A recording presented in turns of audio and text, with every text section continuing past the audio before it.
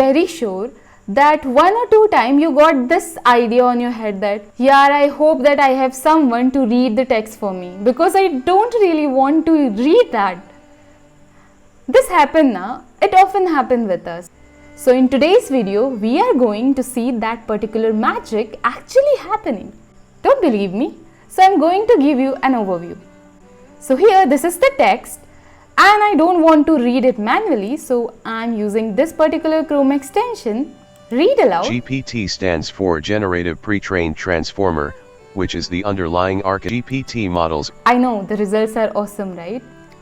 So yeah, if you want to use this magic in your Chrome extension, let's get started. So to add that particular magic on your Chrome, you simply have to go on Chrome and write this and then go on the first link. After having this, you have to just add to Chrome, add extension. So once the extension got added, now I'm going here. So I have asked ChatGPT to write a prompt related to what is ChatGPT. Now I don't want to read it by myself and want the Chrome extension to do it for me. So let's see what's the result.